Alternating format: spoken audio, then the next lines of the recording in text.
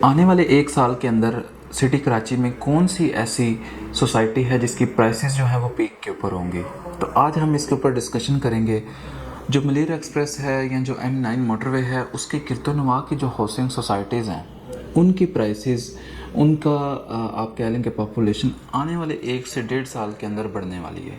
उसकी रीज़न ये है कि जैसे जैसे मलिर एक्सप्रेस जो है वो अपनी कंप्लीशन की तरफ आएगा, जैसे उसका फर्स्ट फेज़ था, फिर अब जब सेकंड फेज़ कंप्लीशन की तरफ आएगा तो जो M9 या फिर जो मलिर एक्सप्रेस के गिरदोनवा की हाउसिंग सोसाइटीज़ है उनकी प्राइसेस, उनमें पॉपुलेशन जो है वो बढ़ेगी। उसकी रीज़न ये है, सबसे बड़ी रीज़न ये है ट्रैवल टाइम।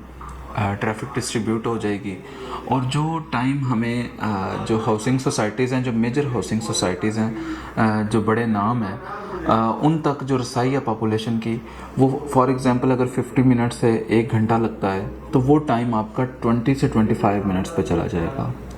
और इससे सबसे बड़ा फ़ायदा ये होगा, एक तो फ्यूल। आजकल सबसे बड़ा चैलेंज जो है किसी भी घर के लिए वो है फ्यूल एक्सपेंस, ट्रैवल एक्सपेंस।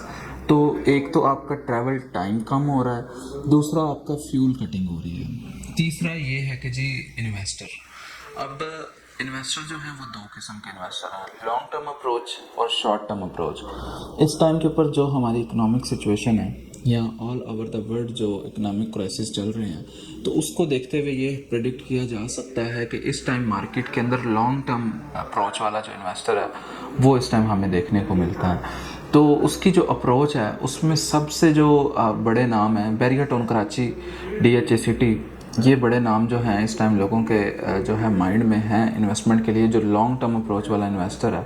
तो DHA सिटी से भी ज़्यादा जो है बैरियरटाउन कराची में लोग इन्वेस्टमेंट इसलिए करते हैं या कर रहे हैं कि इसका इंफ्रास्ट्रक्चर, इसमें जो फैसिलिटीज़ दी गई हैं बैरियरटाउन कराची की मैनेजमेंट की तरफ से, वो हमें कहीं देखने को नहीं मिलती।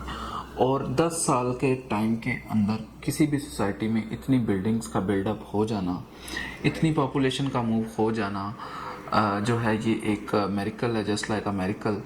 और जैसा हमने अभी डिस्कस किया कि 2 किस्म के इन्वेस्टर्स हैं, लॉन्ग टर्म और शॉर्ट टर्म। जो शॉर्ट टर्म इन्वेस्टर है वो ट्रेडिंग के लिए आता है। तो चूँकि इस टाइम पे कोई मार्केट इतनी तेज़ी के साथ चल नहीं रही, तो शॉर्ट टर्म इन्वेस्टर जो है वो बिल्कुल आप कह लें कि ना होने के बराबर है। और बहुत ही, अगर कोई कर भी रहा है शॉर्ट टर्म इन्वेस्टमेंट या इन्वेस्टर काम कर रहा है, तो वो बिल्कुल जो आपकी छोटे प्लॉट्स हैं उनकी तरफ हमें देखने को मिलता है। और वो भी तकरीबन आपकी जो शॉर्ट टर्म इन्वेस्टमेंट है वो 6 से 8 माह तक जा रही है आजकल।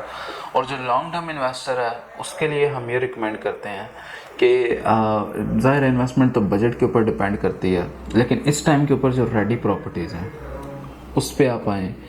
और उसके अलावा जो प्रॉपर्टीज़ इंस्टॉलमेंट्स पे मिलती हैं, प्लान प्रोजेक्ट्स जो हैं, उनकी तरफ आएँ, क्योंकि उनमें आपको जो रिटर्न है वो हाई मिलता है। इंस्टॉलमेंट्स पे आप, एक तो आपकी प्रॉपर्टी बन जाती है, दूसरी तरफ जब वो रेडी होगी तो उसकी जो प्राइसेस हैं वो एक अच्छा रिजनेबल प्रॉफिट आप जनरेट कर सकते हैं। और रेडी होने के बाद चूँकि हमारा मलिर एक्सप्रेस जो है वो रफ्ता रफ्ता अपनी कंप्लीशन की तरफ आ रहा है, तो पॉपुलेशन तो ऑब्वियस सी बात है कि इन सोसाइटीज़ में बढ़ेगी। उससे ये है कि रेंटल अमाउंट जनरेट होगी। रेंटल अमाउंट जनरेट होने से आपकी प्रॉपर्टी की जो वर्थ है वो डेवलप होती है। और वो वर्थ जो डेवलप होती है वो कोई शॉर्ट टाइम के लिए नहीं, वो एक लॉन्ग टाइम इम्पैक्ट आता है, जिससे आपकी प्रॉपर्टी की जो प्राइस है वो स्टेबल रहती है। और अगर कोई इकोनॉमिक या कोई पॉलिटिकल क्राइसिस आते भी हैं तो जो प्राइसेस हैं वो इमीडिएट नीचे नहीं जाती, बड़ा आराम से आपका डाउनफॉल भी अगर आए तो आता है। तो इसी तरह से अगर आप बैरियरटाउन में कोई भी रेडी प्रॉपर्टी बाय करना चाह रहे हैं या कोई भी प्रॉपर्टी इंस्टॉलमेंट्स के ऊपर लेना चाह रहे हैं, तो नीचे दिए गए कॉन्टैक्ट पे रब्ता करें। बहुत शुक्रिया।